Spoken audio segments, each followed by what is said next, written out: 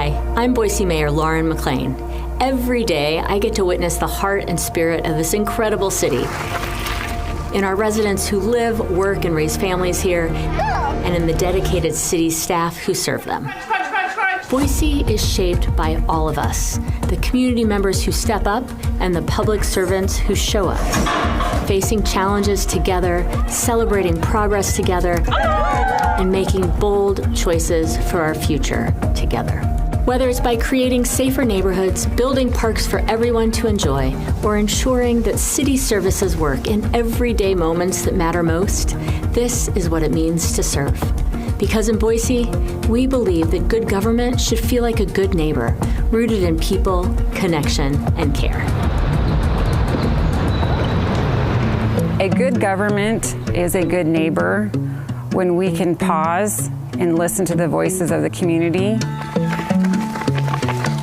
The walking path came about, it's an idea that has been in the works for many, many years, but because of the amount of money it has costed, the PTO started fundraising, but they weren't getting close to it. And I had heard about how the city had worked with another school for the grant, and so I reached out to that school, and that's how we got to know about it.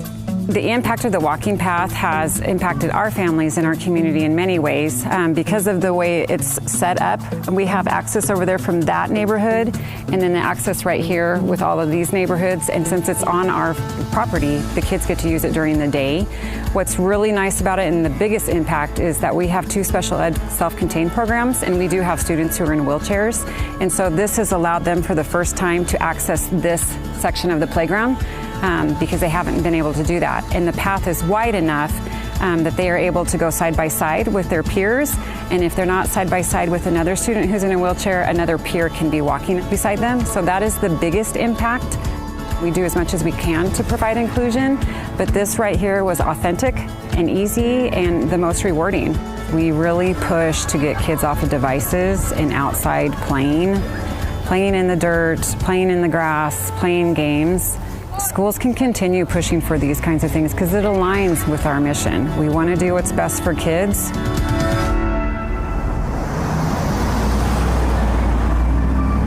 Good government as a good neighbor, at first it makes me think like, what is a good neighbor to me? So that would be somebody that's, kind and helpful. And when I think about this program, the Sunflower Hidden Disability Program, it's kind of the same sentiment, right? We're asking our staff at the airport to just be kind, respectful, and approach people that are choosing to wear this and provide that help. The Hidden Disability Sunflower Program is a non-discrete way for individuals with non-apparent disabilities to signal to our airport staff that they might need additional support or assistance when they're traveling through the airport.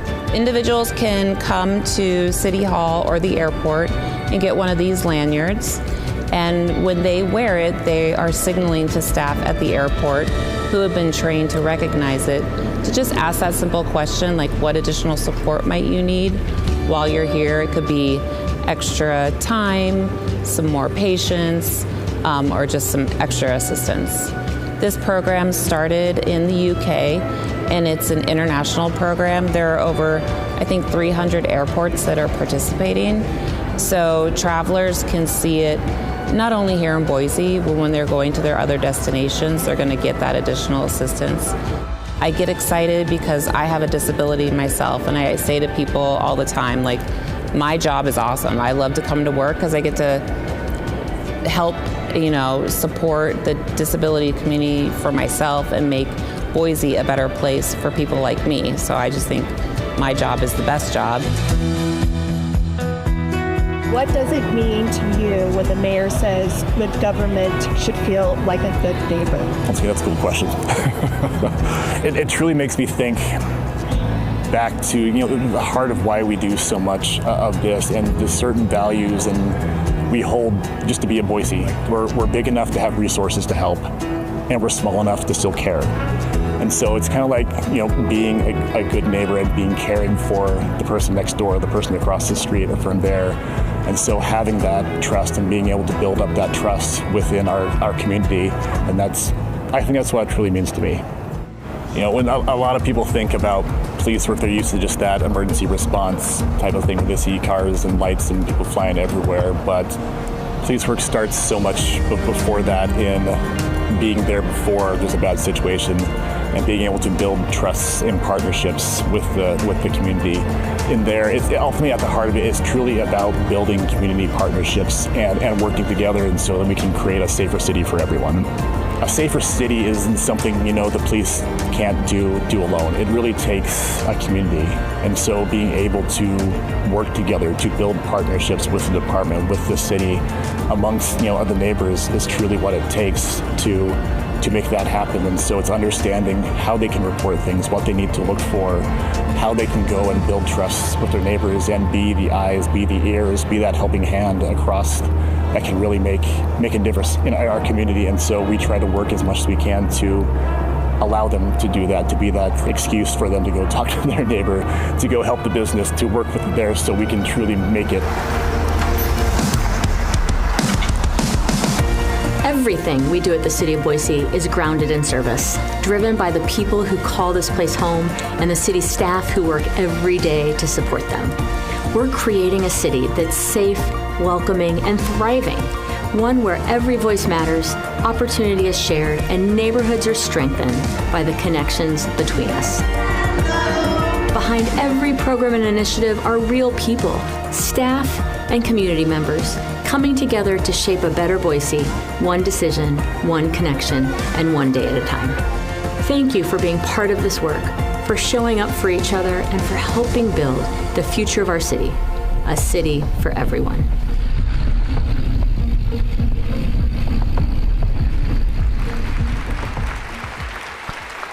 Please welcome to the stage Executive Vice President and Chief People Officer at Micron Technology and President of the Micron Foundation, April Arnzen.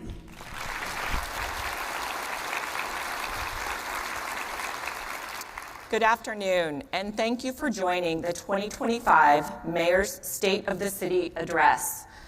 On behalf of the Boise Metro Chamber, we're grateful for our ongoing partnership with the Mayor and the City of Boise, so welcome to all of you. Before we begin, we'd like to acknowledge those who have made today possible. This year's State of the City is proudly presented by ICCU and Perigee Group.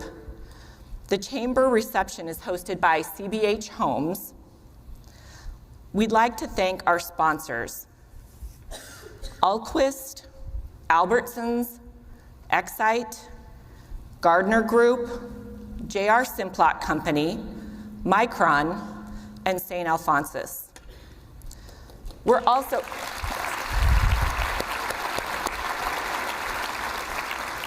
also grateful to our contributing sponsors whose names are listed in your program. Immediately following Mayor McLean's remarks is the Chamber reception out on the Grove Plaza until 7 p.m., hosted by CBH Homes. It is an honor to now introduce Boise Mayor Lauren McLean.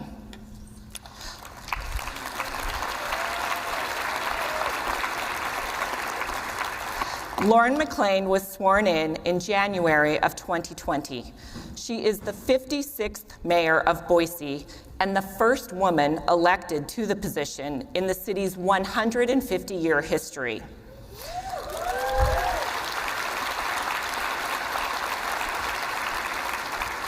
Mayor McLean is now serving her second term, creating a safe and welcoming city for everyone.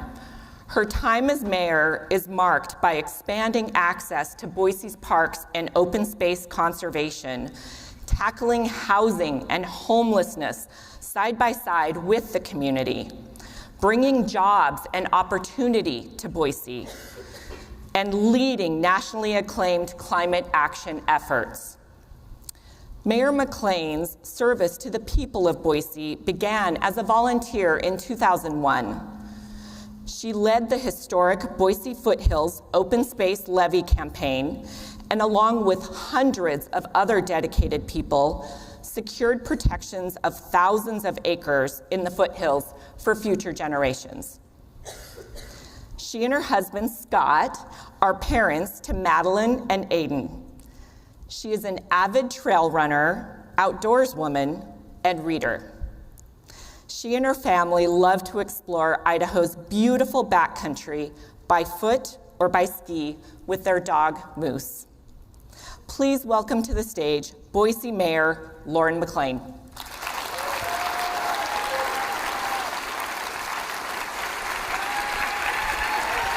Thank you. Yes. Really very much. Appreciate it.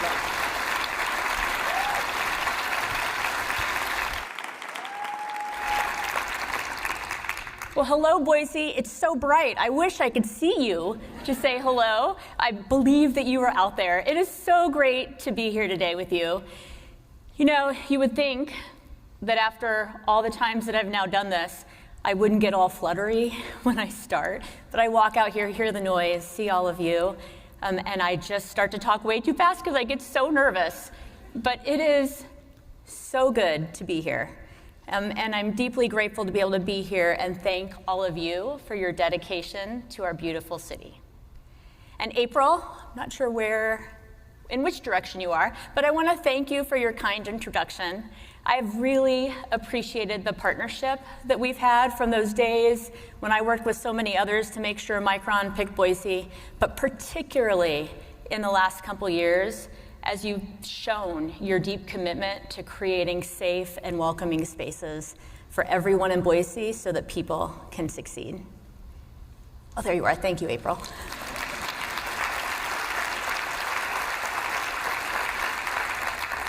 And to the Chamber, I want to thank everybody on the Chamber team that worked so hard to make today possible. And a special thanks to you, Bobby Joe. I deeply appreciate your leadership. And last month, Bobby Joe, Garrett Lofto, and Tommy Alquist convened all the Treasure Valley mayors right before the Chamber conference, brought us together to talk about ways that we can improve transportation for our growing region. And it's leadership like that, and that you show day in, day out, that I deeply appreciate. It's both visionary and active, and look forward to working with you and other mayors throughout this region and the business community at large to ensure that we have a prosperous future here in Boise and in the region.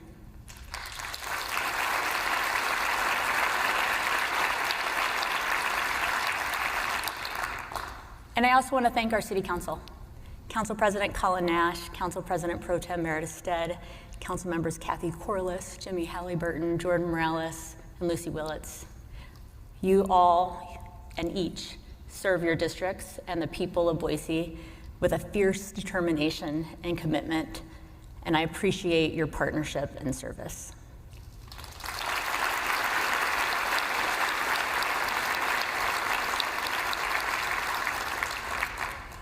And I want to say a special thank you to our city employees. It's very meaningful to thank you this year. Those of you who are in the room, I see many of you, but even more are working. You're providing the programs and services that our community relies on. Our maintenance crews who keep our buildings clean and our parks vibrant, our public safety officers who show up in ways big and small to keep our city safe, our water renewal team and solid waste teams who keep our critical infrastructure running, and even the folks who greet each and every one of you if you walk into our city facilities, and there are so many more. You, our city employees, are the caretakers of our community, making sure that every day we are a safe and welcoming city for everyone. You're compassionate, you're creative public servants who show up day in and day out on nights and weekends dedicated to the work that you love. So Boise, when you see folks in Boise, City of Boise gear, I'm going to ask you to please stop and say hi and thank them. And even better yet, tell them your favorite part about living here in Boise. Because in times like these, connections like that really matter.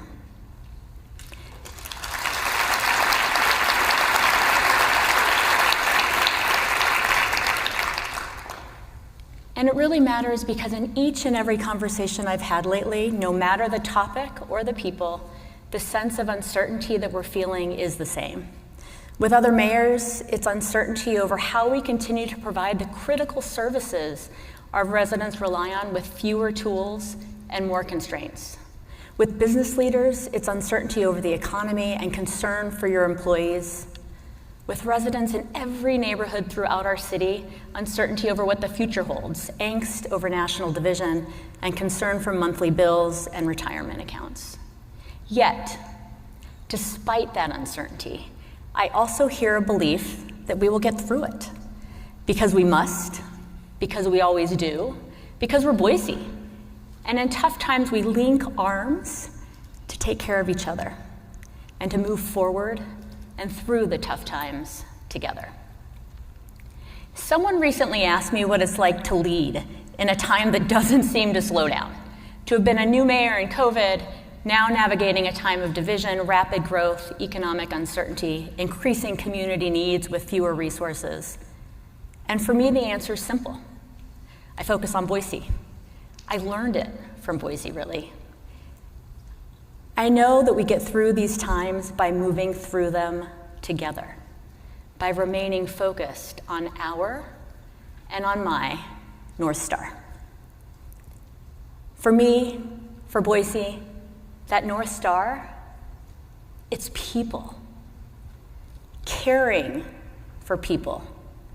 Ensuring we are a city for everyone. Protecting this place that we call home.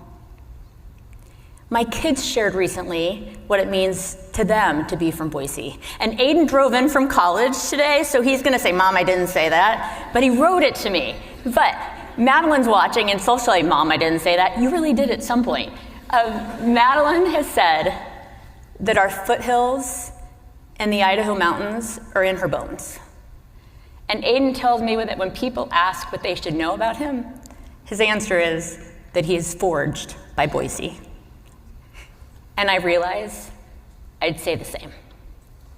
From the moment I glimpsed the sun setting on the foothills as Scott and I landed in Boise, the hills called me in. And when I put on my running shoes to explore, it was the people of Boise who called me home. We got here 27 years ago, and from our first home, a teeny tiny apartment in Southeast Boise, we explored endlessly. We walked downtown alleys, the Greenbelt, newfound friends, now old friends, some of whom are here today, introduced me to trails that weren't really trails at the time, and we covered the expanse of foothills by foot, when you knew everyone out there, if you saw anyone at all, by name. Scott and I explored the Sawtooths and the White Clouds, and since that summer, we've backpacked in every year, even when I was pregnant and when our kids were babies. And when the kids were old enough, we started skiing in too. They've never missed a summer, and we try really hard not to miss a winter.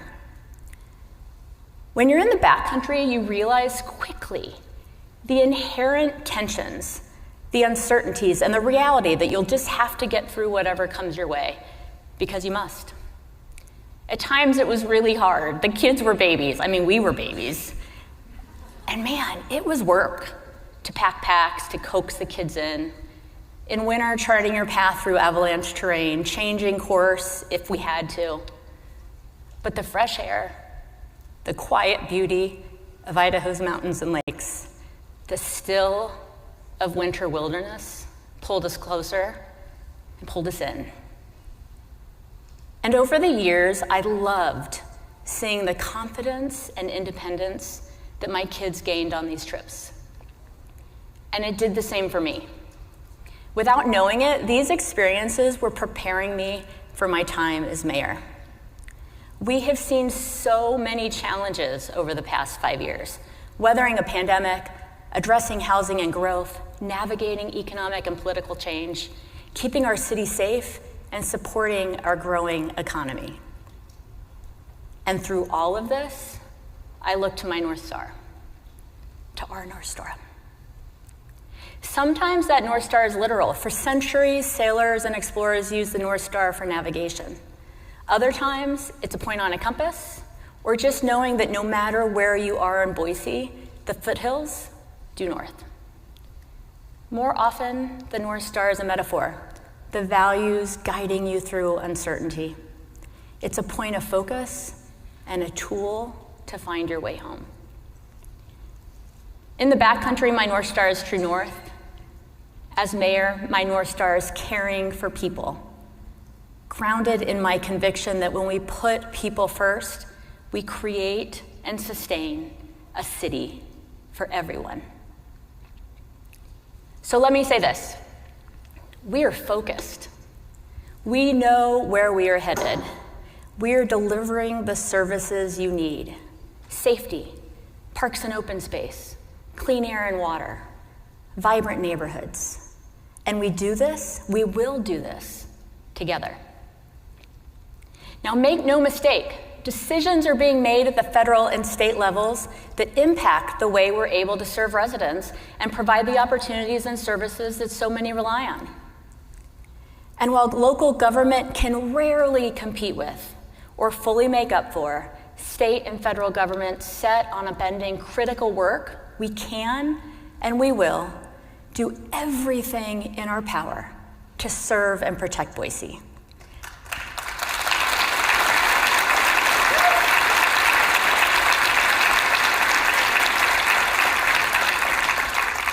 And we can and we will do everything in our power to make life better for all of us. And we do this guided by Boise's North Star, asking the questions: are we putting people first? Are we cutting red tape? Are we creating new opportunity? And are we making life better for Boiseans? Here's a great example. Since day one, housing has been my top priority, and we have sought every opportunity with an incredible network of businesses, nonprofits, generous community members. Together, we've invested in hundreds of affordable homes across the city, often co-located with services like childcare and parks, so that families can thrive. And tomorrow, Wilson Station on State Street, and for those of you who've watched construction go up, like Scott and I back in the day, we'd go to Smokey Davis, grab some smoked turkeys or other things. It's right where Smokey Davis was. We will welcome families into 102 new affordable homes.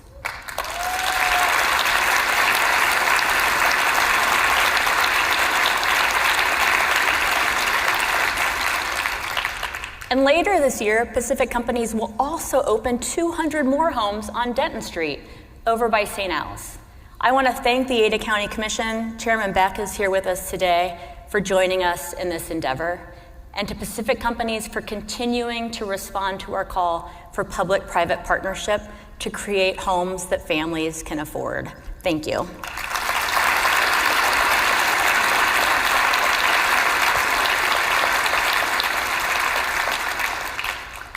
And on homelessness, we set a goal of creating 250 homes for folks exiting homelessness, and we're on track.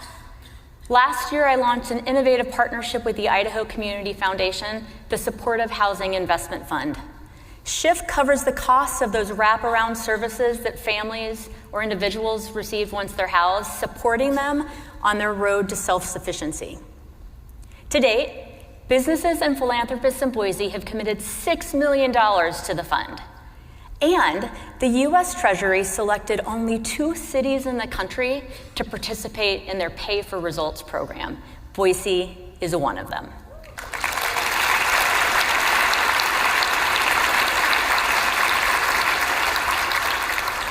And what this means is that when we demonstrate that housing and those supportive wraparound services save our region money, which it does, the Treasury will invest that savings back into the fund up to another $6.5 million.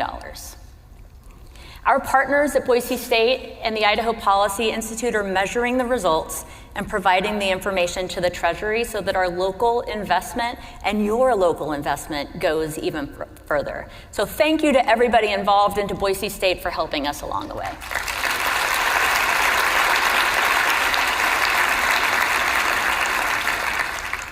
Earlier this week, Anderson Construction and the Pacific Companies hosted members of the SHIFT Blue Ribbon Committee to see Wilson Station and the power of partnership before it opens. While most of those new homes will be for Boiseans of working incomes, Pacific Companies dedicated 10% of the homes to families exiting homelessness. I want to thank everybody involved in this impactful work. And look, on tough issues like homelessness, I am committed as ever to finding real solutions, to preventing the challenges we've seen in other cities. And it takes focus, partnership, creativity, and a mix of both short-term and long-term solutions. It is not the easiest route, but it is the best route for Boise. Now, I've heard from many of you that the rising cost of living is impacting our employees, your employees. I feel it too at City Hall. And I'm looking for more ways to address affordability. Recently, I convened our city's utility providers, Veolia, Idaho Power, Intermountain Gas, Republic Services, and even the City of Boise's own water renewal team, to urge them to work together and to think about how we could be doing more to make utilities more affordable for Boiseans, to innovate together, and to deliver for our residents. I loved listening to this group of folks as they leaned in. They talked about what they're doing, but they also talked about what they could do, about creating shared systems that make access to affordability programs easier. There are definitely challenges. There's uncertainty in federal funding sources, but I value their willingness to put people first and to cut red tape. Our team is already working with Veolia to establish one streamlined process for access to each of our affordability programs to make it easier for people to get the financial support that they need.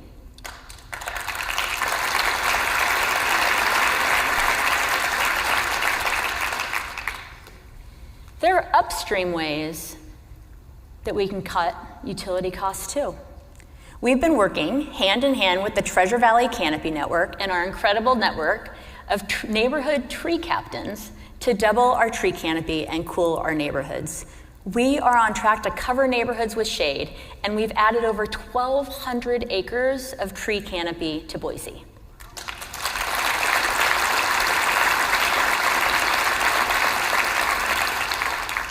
We're also partnering with LADA to make homes for residents more energy efficient.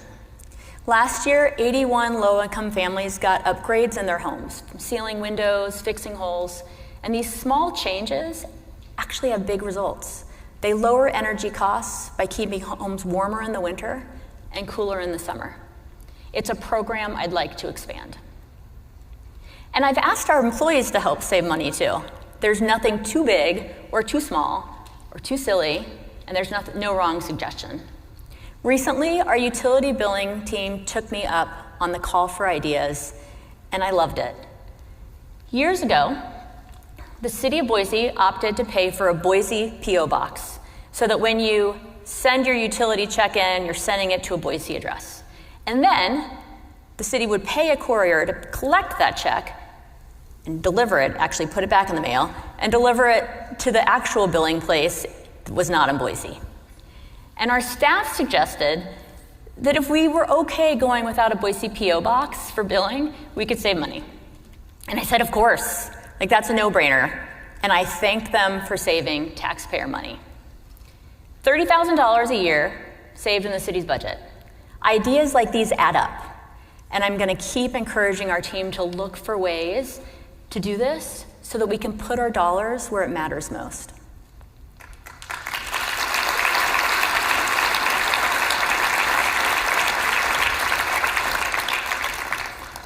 And I'll keep looking for ways to support Boiseans, like our property tax rebate program.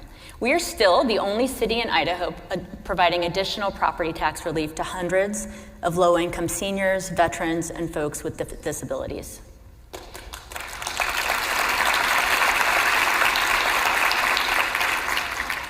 In fact, it's been so successful that 92% of the folks that qualify for this have applied. And we're able to put money directly back into the pockets of people who need it most. And Boiseans are pitching in too. The West Bench Neighborhood Association and a group of passionate neighbors asked us if we could turn fallow land along a canal into something better. The Boise School District and Capitol High joined us, and we asked the Settlers Irrigation District if they'd consider donating land for a park. And they said yes. We got to work on a new park off of Goddard on the West Bench.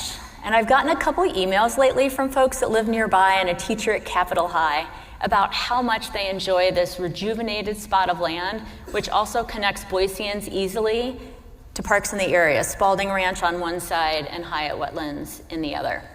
And next week, we are celebrating its official opening as the city's 100th park. That's a lot of parks. And we'll give it a name, Settlers Canal Path, to honor the partners and the partnership that made it possible. We're also making progress towards our goal that I love talking about, that every kid in Boise can walk safely to a park within 10 minutes. Just 2 months ago, thanks to a generous local family, we acquired a property that once it's complete, will bring our total number of Boiseans who can walk to a park safely within 10 minutes to 74% of our residents. That's over 170,000 Boiseans who live within a 10-minute walk to a park.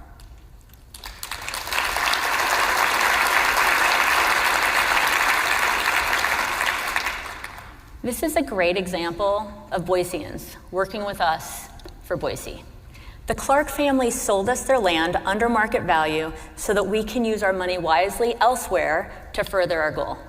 And I want to share a little bit of a letter that they wrote to us at the time of the purchase. This property holds deep sentimental value to me and my family. My parents deeply valued the importance of protecting the environment, fostering a sincere connection with nature. And the idea of transforming it into a haven for the neighborhood, particularly for families from low to middle incomes and diverse backgrounds, is truly inspiring. Accessible green spaces are vital for improving mental health and fostering community connection, and it would be a joy to see this property fulfill such a purpose. And this is Boise's North Star at work. I want to thank the Clark family for your generosity. And speaking of connections, we have a lot going on at the Boise airport. So last year, a record high of nearly 5 million passengers traveled to and from Boise. We were so hopeful. Rebecca's here. I was so hopeful we'd hit 5 million and balloons would drop on that person or something. She told me that doesn't happen. But wouldn't that be fun? Because we will hit 5 million this year. Because we are ahead of those numbers this year and expect them to continue to grow. The airport's a gateway to Boise, and for many, it's their first impression of our beautiful city. First impressions are important, so we're being intentional about the airport's infrastructure and amenities. If you've driven by or traveled through recently, you'll notice there's a lot of construction. Some of the immediate renovations are making room for more local restaurants and shops, creating new locations and opportunities for local business. We're going to share Boise's unique character as soon as passengers step off that plane. We're updating our airport's area of impact to protect the ability to build additional runways into the future. And in the next phase of construction, we'll be building Concourse A. Have you ever wondered or ever noticed that we just use B and C? Well, when Concourse A is complete, you'll exit security, head right, and there will be a new concourse to catch your flight. With all this construction, we've also created an opportunity for Idaho artists. It's the city's most visited building, and we cannot miss the chance to showcase our unique culture and history. We will select 2 Idaho artists and reveal their work next year at the airport's 100th anniversary celebration. And our efforts to make Boise and life better for Boiseans, the Sunflower Hidden Disabilities Program. Our airport and community engagement team noted that as our airport grows and gets busier, travel gets harder for some. So a few weeks ago, you heard about it in the video, we launched the program, but since then over 700 people have requested those lanyards that signal they might need a little bit more help. The response we've gotten has been incredible. One woman shared with me that she has to travel to larger cities for cancer treatments, and while she doesn't look like she needs extra help, she really does. Another resident reached out as a caregiver, deeply grateful that during these times of kind of stress at the airport, that now there's a way to signal that she and the person she's caring for could use a little bit more help too. These are great reminders that what might seem like a small change to some make a really big difference to others.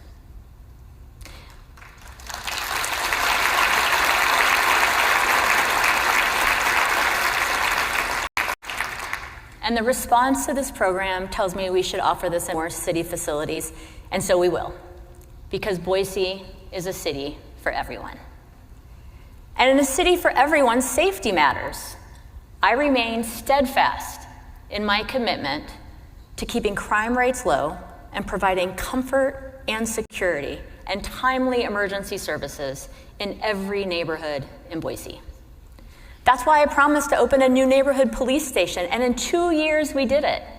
Whitewater Substation on State Street gives our officers a touchdown spot in a neighborhood, and residents know help is close at hand if they need it.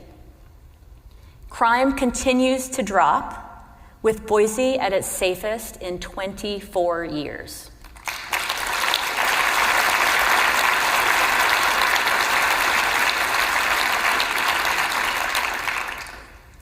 Last fall, we welcomed a new police chief to Boise, Chief Chris Dennison. One of the first things I asked him to do was to look at traffic enforcement. We'd seen too many traffic-related injuries and fatalities, particularly involving bikes and pedestrians. And in nearly every community meeting I was holding, folks were asking me to make our streets safer. Chris took that to heart. And this year, we've seen a 23% increase in traffic stops so far. And as you can see, I like to measure things. We're using data to determine the investments that our police department needs to keep our city safe and welcoming. Based on the chief's recommendations and the data, I'm working with our city council to explore ways we can add 6 new officers to our police force. And next month, we'll open Fire Station 13 in Northwest Boise, a promise I made a few short years ago. When it opens, over 12,000 more Boiseans will be within a 5-minute response time radius. And it'll provide something new too. For the first time in Boise, a fire station will have a touchdown spot for police officers and a place to house the equipment we need to fight wildland and brush fires. It's being built for the future because the investments that we make now need to stand the test of time. This fully electric fire station with solar panels takes advantage of clean energy sources, lowering taxpayers' long-term energy costs, keeping taxpayer dollars working smarter.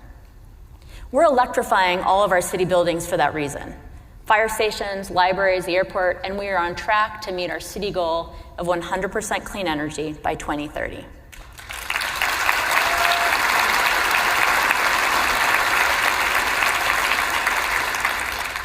And we just got another clean energy boost. The Harris family recently donated their geothermal water rights to the city. This will allow us to provide clean heat to more buildings in Boise, potentially quadrupling our geothermal system. I want to thank the Harris family and Doug Flower.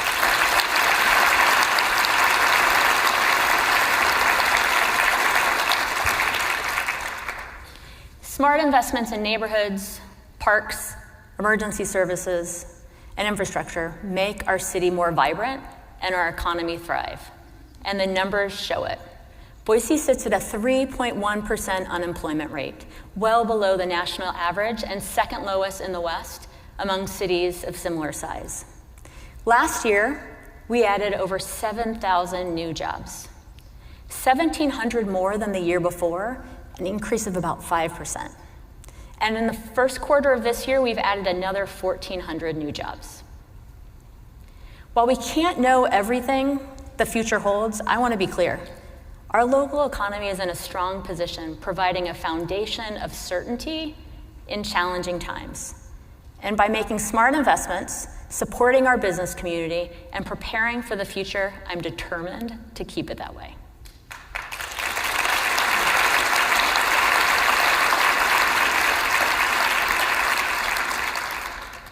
The relationships and the feedback that we've established with you, our business community, strengthens this foundation. Our team has taken a thoughtful approach in listening to businesses and what you've said you need, keeping talent and good paying jobs in our city, creating more housing, staying focused on strategic growth. Though we have to tighten our belts and look for ways to stretch a dollar this year, I am proud of the investments that we've made in previous years that are coming to life. Just yesterday, the zoo opened the Red Panda Passage, thanks in part to the generous donations from many of you. In the last year, our Parks and Rec department opened 5 parks and upgrades and completed a staircase, 103 steps, connecting Ann Morrison Park to the neighborhood above it. And we'll open our 101st park this summer, Kaisho Corner, in the heart of downtown, just in time for High Aldi.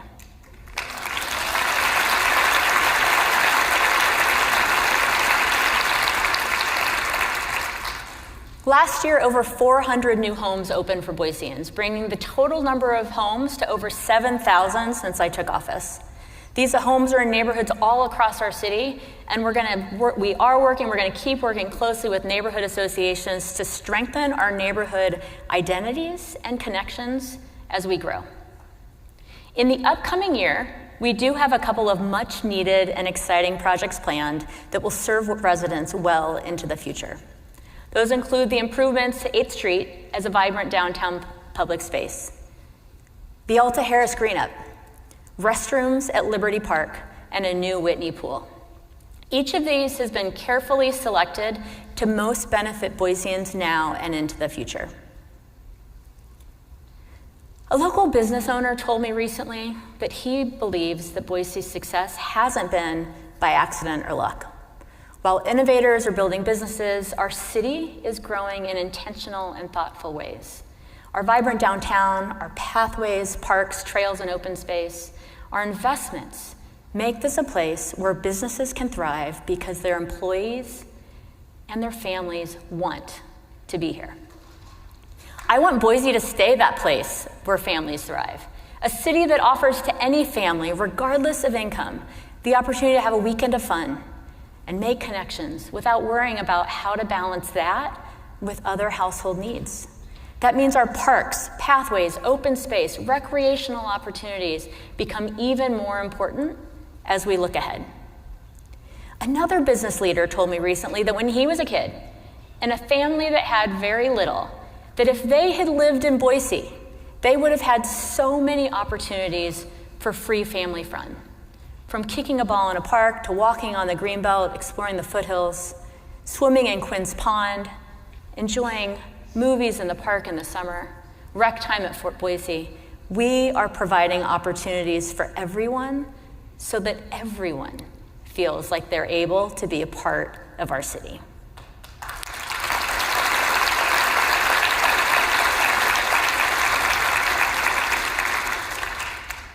The amenities and really the neighborhoods that have made Boise Boise create safe places for our kids to play and grow. They bring us together in certain and steadfast commitment to each other and to our city. And while we are experiencing growing pains, and there are real challenges right now for our residents, we are working hard on housing affordability, transportation, seeking to preserve the beautiful Boise way of life and creating a city for everyone. My kids knew this Boise, they know this Boise, and I am resolved that their kids will too. That when our grandkids are asked what should be known about them, they'll still answer that they were forged by Boise, the places they explored, the people who cared for them along the way. In times like these, when there are so many who seek to divide, we have a choice. We can succumb to the division or do what we have always done. Come together to care for each other and for this city. I am inspired every day to see Boiseans choose this approach. Thank you for the opportunity to travel this path with you. It's an honor and a privilege for which I'm deeply, deeply grateful. Here's to each and every one of you and to the special city of Boise. to the work we are doing together to ensure that Boise continues to call each of us and our kids and grandkids home. Thank you.